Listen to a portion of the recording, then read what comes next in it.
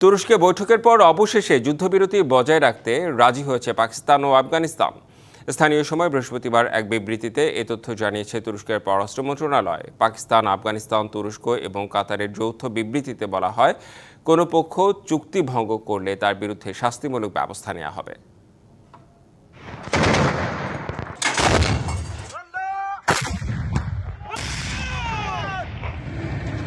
চলতি মাসের শুরুর দিকে সীমান্তে সন্ত্রাসী হামলার জেরে তীব্র সংঘাতে জড়িয়ে পড়ে পাকিস্তান ও আফগানিস্তান। ঘটে বহু হতাহতের ঘটনা। ইসলামাবাদের অভিযোগ, আফগানিস্তানের প্রশ্রয়ে তাদের ভূখণ্ড ব্যবহার করে পাকিস্তানে হামলা চালিয়ে আসছে টিটিপি। যদিও ধারাবাহিকভাবে অভিযোগটি অস্বীকার করছে আফগান সরকার। সহিংসতা ঠেকাতে একটি যুদ্ধবিরতির চুক্তির পর 2 দফা শান্তি আলোচনায় বসে পাকিস্তান ও আফগানিস্তান। সবশেষ গেল 28 অক্টোবর বৈঠক ভেস্তে যাওয়ার উপক্রম হলে মধ্যস্থতাকারীদের তৎপরতায় তা এড়ানো সম্ভব হয়। পরদিন আবারও শুরু হয় বৈঠক। বৃহস্পতিবার অবশেষে যুদ্ধবিরতির ধারাবাহিকতা অব্যাহত রাখতে সম্মত হয়েছে পাকিস্তান ও আফগানিস্তান।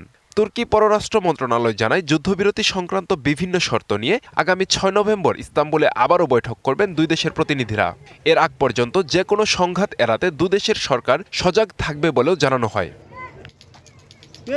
এছাড়া পাকিস্তান, আফগানিস্তান, তুরস্ক এবং কাতারের যৌথ বিবৃতিতে বলা হয়, কোনো পক্ষ চুক্তি ভঙ্গ করলে তার বিরুদ্ধে শাস্তিমূলক ব্যবস্থা নেওয়া হবে।